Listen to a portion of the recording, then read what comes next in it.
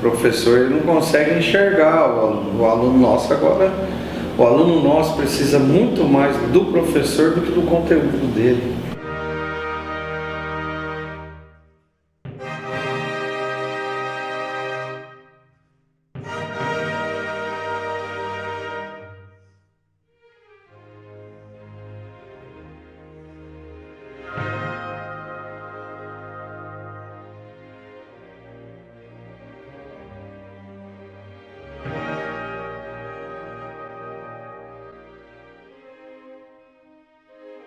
Como o senhor enxerga e avalia essa tecnologia dentro da educação, o uso de celulares, entre outras tecnologias, dentro da área da educação? Bom, a tecnologia dentro da área da educação é uma ferramenta importante, né? Mas tem que saber ser utilizada. Então nós temos aí, você tem disponibilidade de informação, muita informação, né? Às vezes a qualidade dessa informação ela é um tanto quanto duvidosa, então o discernimento aí é bastante importante. Eu acredito, e aí é uma visão minha, que o principal ele ocorre dentro da sala de aula. Eu acredito que muitas pessoas elas não estão preparadas para esse ensino à distância. O que eu acredito muito mais é numa educação híbrida, que utiliza tecnologias, que utiliza a distância, mas também tem um trabalho presencial. Ok. Professor, tem um dado que saiu e foi publicado aí por uma pesquisa do IBGE e que muito me entristece, que é com relação ao analfabetismo.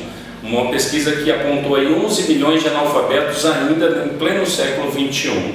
Evidentemente que existem tipos de analfabetismo, aquele analfabetismo que a gente poderia dizer completo, né, que é o fato da pessoa não saber ler e escrever, e o analfabetismo funcional, que a pessoa funciona para algumas questões, mas não para outras.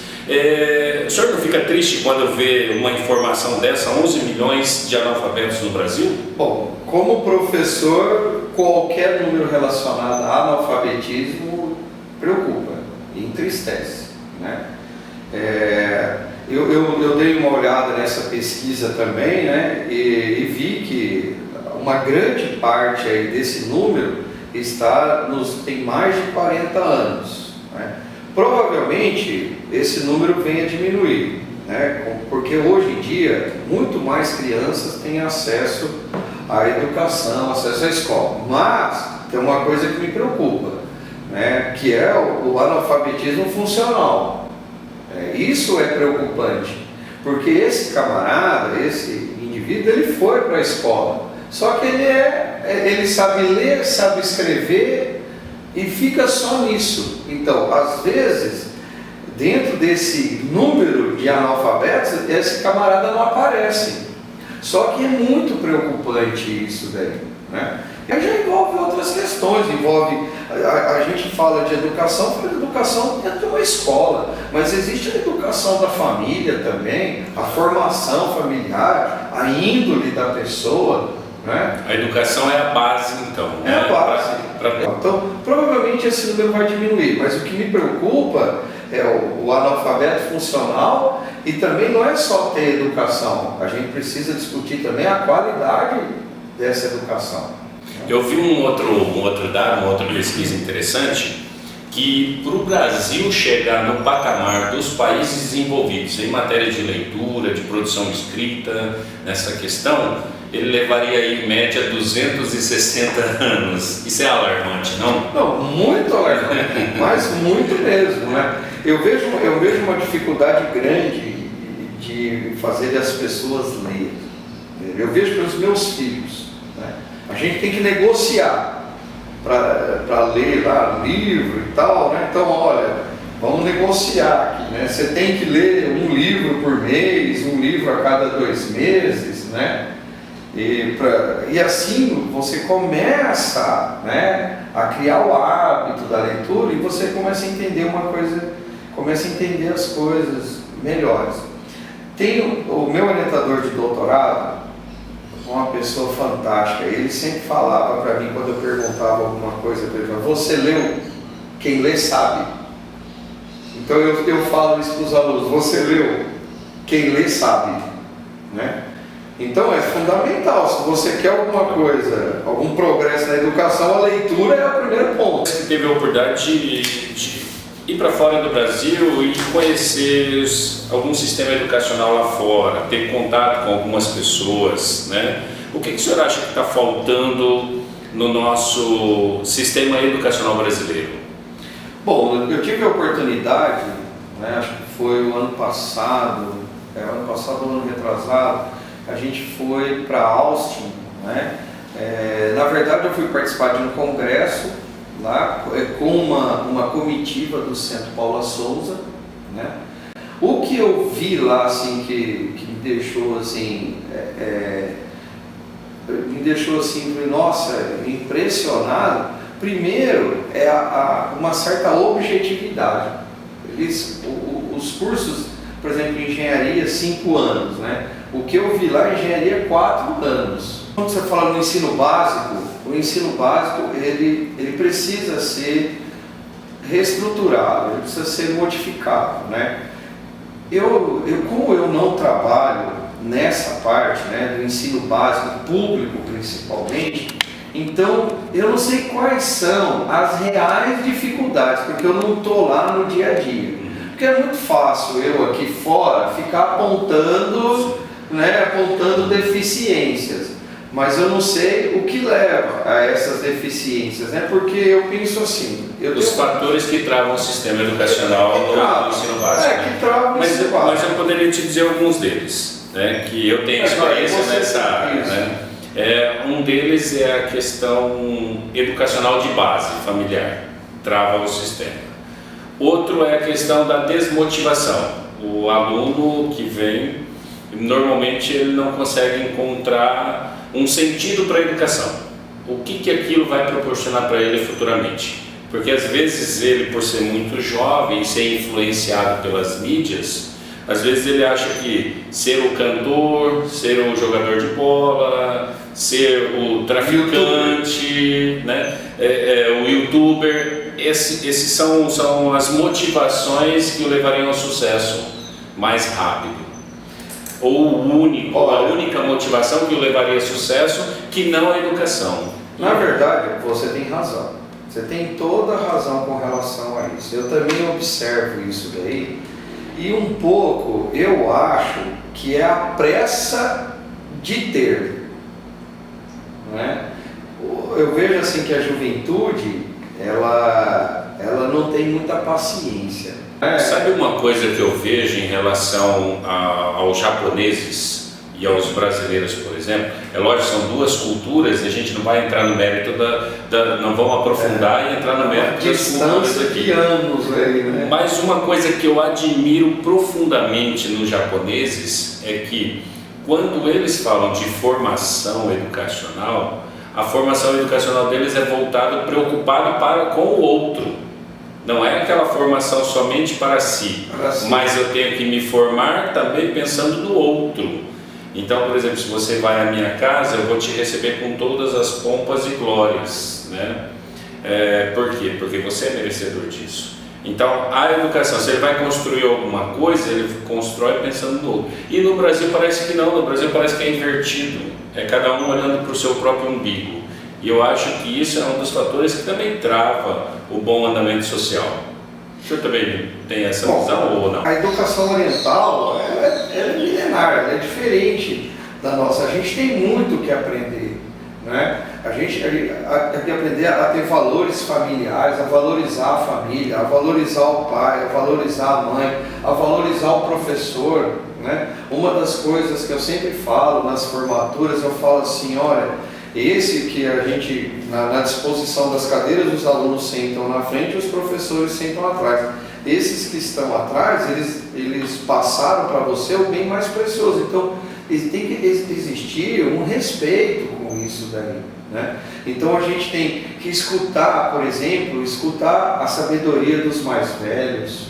Eu acredito muito. Tem uma coisa, que eu acho, que a FATEC, ao longo desses 10 anos, eu observo, nós tivemos muitos casos de alunos que foram o primeiro de uma família a ter uma educação superior, a ter uma formação superior. Eu acredito que isso muda uma família inteira. A área análise e desenvolvimento de sistema, a gente sabe que é crucial, que é fundamental, né, essencial o trabalho em equipe. Porque às vezes o profissional ele é extremamente preparado para fazer uma programação, né, aquilo que foi solicitado, mas quando coloca o pessoal numa mesa para fazer um brainstorm, parece que o negócio pega fogo. E aí, Juliana, como que é essa questão de comunicação? Bom, na verdade, trabalhar em grupo, comunicação, tem que começar na educação de base, eu acho. Então, tá lá na escolinha, então os menininhos lá e tal, trabalhando também já sentar numa mesa e já começar essa e olha interação. que interessante, eu vejo pelos meus filhos, por exemplo, que eu acompanhei mais, nas escolas eles sentam numa mesinha, todo mundo junto, eles tomam um lanchinho junto, só que eu percebo que isso não avança, isso é feito ali, aí depois quando ele passa para o ensino fundamental 1, pode até ser, no 2, acabou, aí já as carteiras são em fila, você entendeu? Então ele começa a trabalhar individualmente já. Eu já vi projetos de escola que hoje trabalham com carteira que eles ficam em 3. Exatamente. Então, aí as escolas, elas já estão mudando isso daí. Por quê? Procurando trabalhar mais em conjunto, né? Mas isso são poucas escolas. A primeira é uma coisa, trabalhar em grupo não quer dizer que você tem que ter amizade com ninguém. Também exige uma maturidade por parte do indivíduo para aceitar a opinião contrária. Exato. Então, é isso que eu quero dizer. Né? Trabalhar em grupo não quer dizer que eu tenho que ser amigo do grupo. É trabalho. Nós vamos discutir ali trabalho. A gente não está discutindo relações pessoais. Isso é um trabalho. Então, o que? Nós estamos unindo forças em prol de um objetivo. O senhor se considera um leitor? E que tipos de livros o senhor costuma ler? Bom, eu já li mais. Né? Eu gosto, né, até o livro que eu estou lendo agora chama-se O Homem Mais Inteligente do Mundo. Né? E eu não leio somente, muito pelo contrário do que as pessoas acham, acho que eu só leio livro de física e leio livro de engenharia elétrica. Né? Não. É a sua formação. Que é a minha formação. Na verdade, depois, quando eu assumi a gestão da FATEC, eu percebi que eu precisava de mais. Né? Então, eu fui fazer uma MBA em gerenciamento de projetos. E lá eu tive disciplinas que envolviam liderança, envolviam você saber lidar com conflitos. Então aí eu comecei a ler alguns livros sobre isso, né? Como ser um líder eficaz, né? Então, livros nessa área. Mas eu também gosto muito de filosofia, né? Eu quero saber a história da ciência, questões filosóficas que envolvem de forma geral, né? Então, mas eu me considero assim, que eu precisaria ler mais. Eu já fui mais forte na leitura, eu diria. Eu já cheguei a ler 3 livros por vez, assim, né? Um livro de uma coisa, um livro de outra e tal, né?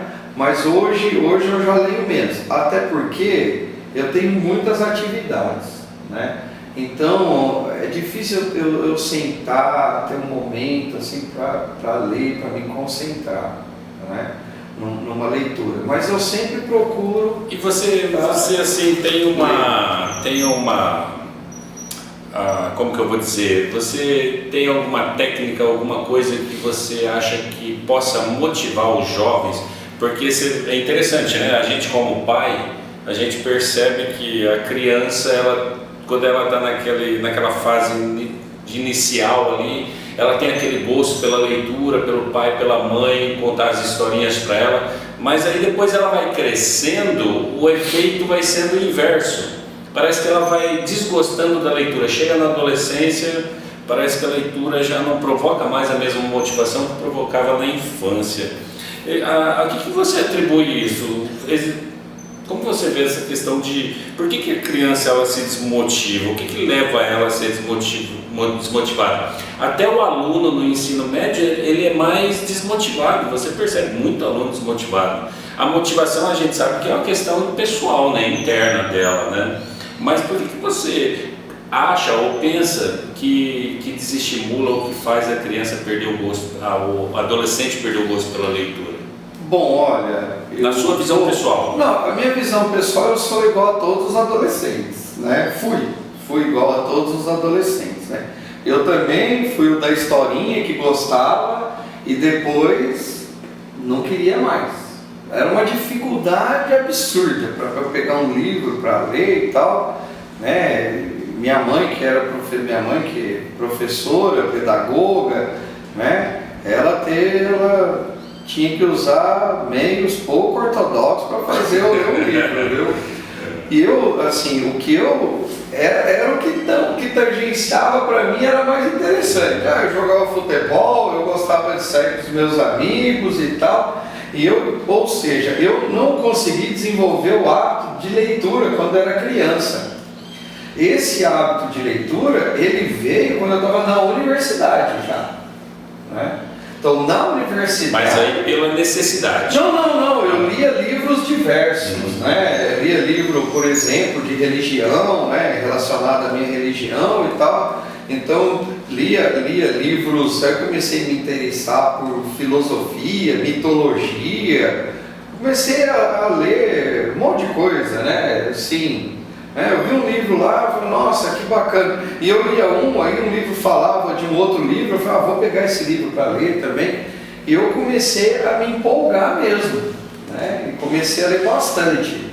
Então eu vejo assim, né? Eu acho que eu vejo pelos meus filhos, é uma luta contra um oponente, meu amigo, mas muito forte, é televisão, né? A televisão, se antigamente que não tinha nada na televisão, ela já era um oponente forte, imagine agora, que além da programação normal, você tem a TV paga, e você tem YouTube, tem internet, você entendeu? Coisas que são atrativas. Mas muito mais, para você desenvolver o hábito de leitura numa criança agora, é um desafio, eu acredito, eu vejo pelos meus filhos, é um desafio. Só que tem um detalhe, né? São coisas atrativas, mas elas são coisas atrativas que despertam a passividade, o aprendizado passivo e conforto. Claro. Só que a leitura é cômodo. Mas a leitura já nos faz flutuar na imaginação, né? Aumenta a inteligência. Vocabulário. Né? Não tem comparação. Você pegar um livro para ler. Vamos pegar assim, eu vou te dar um exemplo que eu achei sensacional. Só teve um livro que eu li que virou filme, né? Eu sei que tem um monte de livro aí que virou filme, mas teve um que eu assisti. Eu li o livro primeiro, e esse livro eu li 2 vezes, e depois eu assisti o filme. Eu li o livro antes de assistir o filme e li o livro depois que eu assisti o filme, né? Que foi Estação Carandiru, do Dr. Drauzio. Exatamente. Eu li o livro antes e depois lançou o filme. Eu só entendi, aí que eu fui entender o filme que eu li o livro.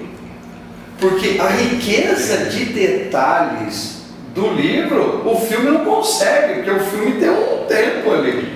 Você entendeu? O livro não, o livro você viaja. Né? Você só volta a fazer o livro mais fino, mais grosso. Então, na verdade, foi mais encantador para você ler o livro do que assistir o filme. Muito mais. Eu só consegui entender algumas coisas do filme porque eu li o livro. Porque no filme passou muito rápido assim, aí eu já associei com o livro. Né? Eu gosto muito do Harry Potter. Eu assisti todos. E assisto de novo, né? Só que eu nunca li o livro. Eu fico imaginando se o filme eu já assisti umas 2, 3 vezes.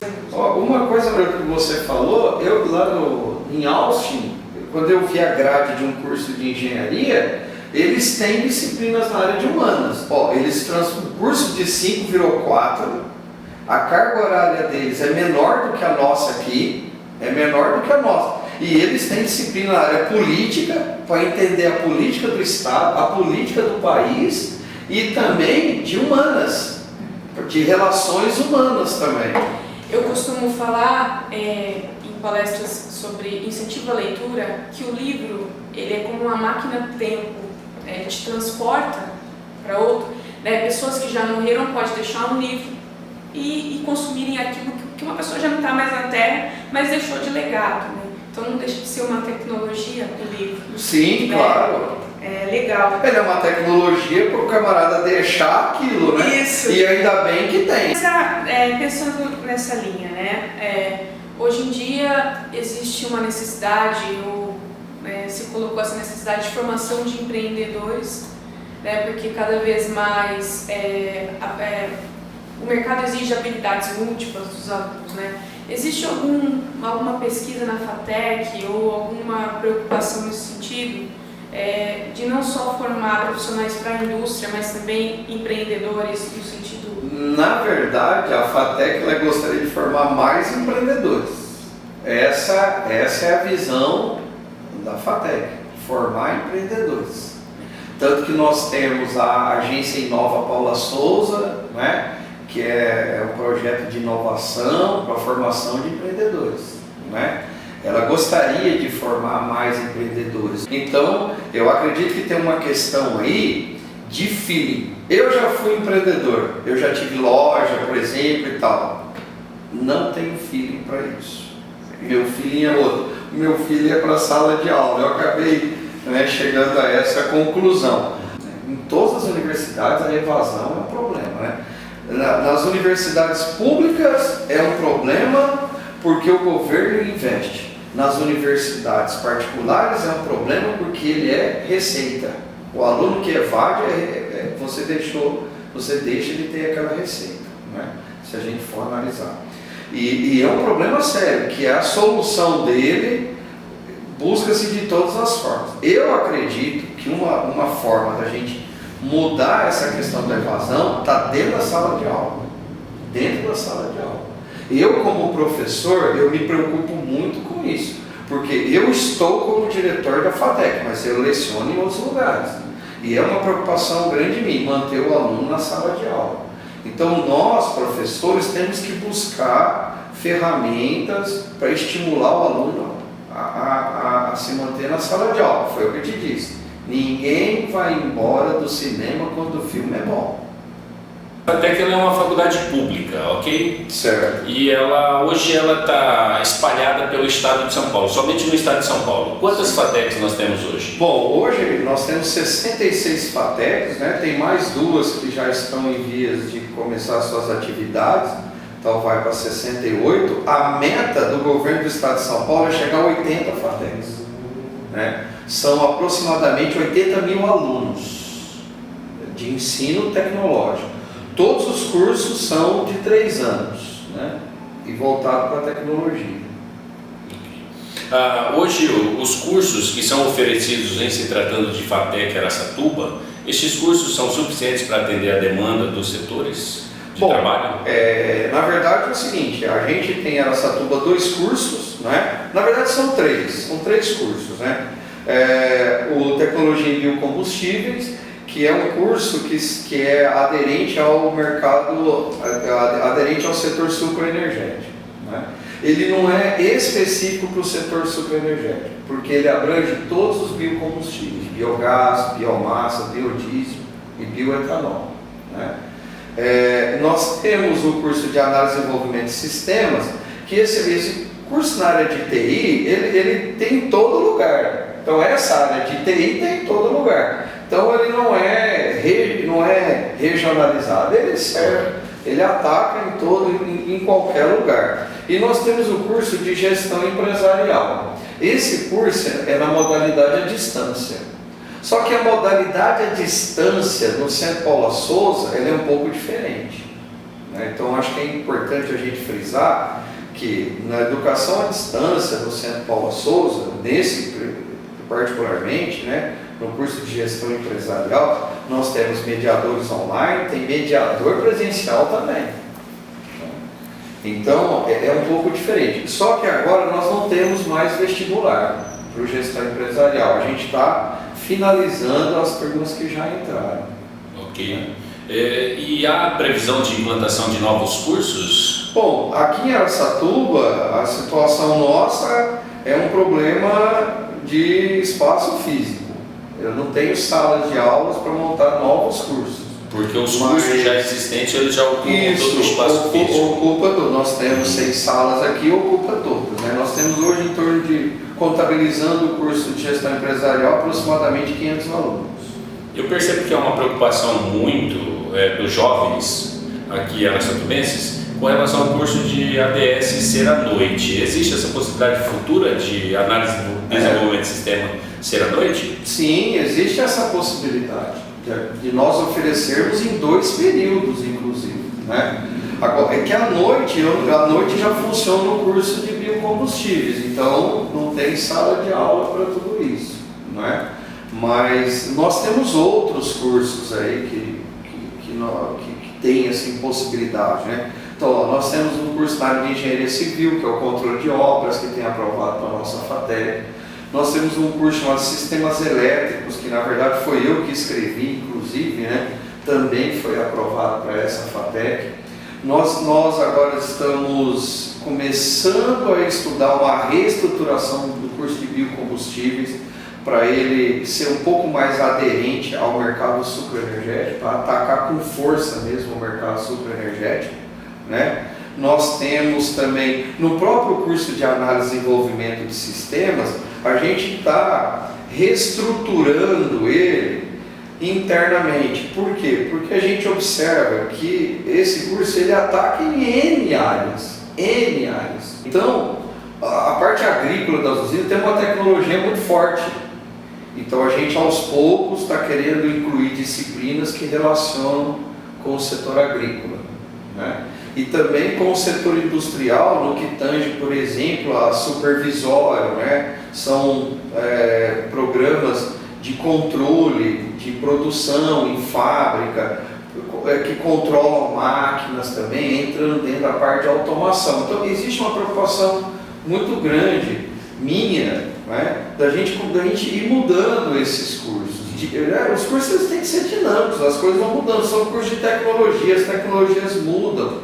Evidentemente a gente tem um pouco de dificuldade de efetuar essas mudanças, porque tem toda uma burocracia que envolve isso. Né? E isso acaba demandando um pouco mais de tempo para que as ideias, o planejamento entrem em execução. Exatamente. Né? Que a ação efetiva se demora. Né? Professor, o que o senhor considera como ponto principal para o aluno ter uma boa formação acadêmica? Bom, primeiro a FATEC em si, vou falar da FATEC, que a gente está passando por uma reestruturação na forma de concepção de cursos. Então, primeira coisa é que a gente está buscando conceber os cursos a partir da necessidade que o mercado de trabalho tem. Né? Então as disciplinas, né, já são de acordo com as necessidades do mercado. O aluno, evidentemente, ele é o principal dessa história. Né? Então, você oferece um curso que seja aderente com o que o mercado de trabalho busca. Né? Então, a formação acadêmica, ela exige toda uma estrutura para que o aluno tenha todas as possibilidades para ele fazer a parte dele. Né? Então, você tem um curso, os docentes são atualizados, os docentes interagem com o mercado de trabalho, né? Os docentes sabem o que o mercado de trabalho, o mercado de trabalho quer do aluno, né? E depois você tem a própria estrutura, né? De equipamentos, de laboratório, tudo para que o aluno tenha todas as condições para ele estudar. Então aí ele vai em busca, vai fazer a parte dele. Então a estrutura física existe, a preparação do corpo docente existe, agora o que falta é o aluno fazer a parte dele. Eu não digo que falta, né? Eu digo que o aluno ele precisa amadurecer um pouco mais, né? Porque se a gente for observar bem, o aluno também entra muito jovem na universidade, né? Então aí tem uns que se adaptam rápido e já engrenam, né, nessa grande máquina. E alguns ainda ficam com aqueles vícios lá do ensino médio. Exato. Porque e outros são pessoas, são todos diferentes, né? Então existem também outras questões de como você tratar todos eles. Como é que você dá uma aula para 40 alunos, sendo que cada um tem as suas individualidades? As diferenças. É um pouco complicado. Então o aluno também faz a parte dele, o professor faz a parte dele. Eu acho que aí no final você tem uma formação acadêmica adequada. A instituição FATEC em si, então, ela está preparada para essa boa formação? Claro. Da parte da FATEC. Claro. A gente sempre busca, né? Nós fazemos reuniões com os professores, tentamos, sempre passar essa questão. Olha, o aluno tem que integrar com o mercado, não adianta nada a escola não pode estar distante daquilo que o aluno vai precisar fazer lá fora. Né? Agora me diz uma coisa, a FATEC, ela está comemorando 10 anos de Araçatuba. Que balanço nós podemos fazer destes 10 anos de FATEC Araçatuba? Porque eu sei que inclusive a FATEC ela tem algumas atividades que elas trazem retorno do social, né? O senhor poderia falar sobre isso? Desses 10 anos, eu estou aqui os 10, né? Mas como diretor eu assumi em 2014. Então uma das coisas que a gente fazia muito pouco, né, em outras gestões, e aí é por opção dos diretores mesmo, né, e que a gente acelerou, vamos dizer assim, porque como já tinha começado antes de eu entrar, então o que eu fiz foi acelerar. É o atendimento à comunidade, é trazer a comunidade para dentro dessa instituição, que é uma instituição pública. Então, infelizmente, nós não temos cursos nem vagas para todas as pessoas. Né? O número de vagas, nós são 40 vagas por curso, né? Então, só ingressam 40 alunos, mas muitos prestam vestibular. Muitos prestam vestibular, mas infelizmente, né, só 40 pode entrar. E uma forma que nós encontramos também de trazer a comunidade para desfrutar do que a FATEC pode oferecer, foi a gente se aliar aos programas sociais do governo do Estado de São Paulo, de atendimento à comunidade, para cursos rápidos, cursos de formação rápida para que o cara ingresse rapidamente no mercado de trabalho. Então, ao longo desses 10 anos, a FATEC Araçatuba é a recordista de atendimento no estado de São Paulo, né? Então eu acho que isso daí foi um ganho que nós tivemos. E evidentemente, nesses 10 anos, todo semestre entram aproximadamente 80 alunos, 40 de manhã, 40 à noite, mas já entrou mais, já entrou à tarde também, nós tínhamos o curso à tarde, e depois por uma questão do número baixo, né, de interessados, até mesmo por conta do período, né, então não teve mais vestibular à tarde. Mas ao longo desses 10 anos aí, muitas pessoas vieram estudar aqui, né, e a gente busca devolver, né, para a comunidade um profissional bem formado, né. Então nós tivemos mudanças estruturais ao longo desses 10 anos. O que eu gostaria muito e o que eu luto muito é para que a gente possa ampliar as nossas instalações, né? Eu só espero que não demore mais de 10 anos, né? Essa oferta de cursos. A oferta de curso, né? Atualmente a prefeitura, né, que a gente tem uma parceria muito boa, ela doou um prédio para o Centro Paula Souza. Então agora a gente está vendo como que a gente vai fazer, ou muda a ETEC para lá, ou muda a FATEC, né? Ou estende a FATEC para esse outro prédio. Inclusive, te interrompendo um minuto, me desculpe, é interessante notar que a sociedade ainda costuma confundir um pouco a ETEC com FATEC, né? Sim. E até onde eu sei, a ETEC é ensino técnico, né, relativo a ensino médio, né? Isso. E a formação no ensino técnico, a duração é de 1 ano e meio. Isso. E a FATEC é a universidade, onde Isso. a duração dos cursos são até 3 anos. É isso mesmo? Não, todos os cursos são de 3 anos. Menos de 3 anos ainda não tem. 3 anos. Isso, Então, a ETEC, é importante a gente esclarecer, a ETEC, os dois pertencem ao Centro Paula Souza, que é a autarquia do Estado que mantém tudo isso. Que é ligada à Secretaria de Desenvolvimento. Não é Secretaria da Educação, okay. É Secretaria de Desenvolvimento. A ETEC, ela oferece um ensino médio tradicional e o técnico, né? Então, e os cursos técnicos são de nível médio com duração de 1 ano e meio.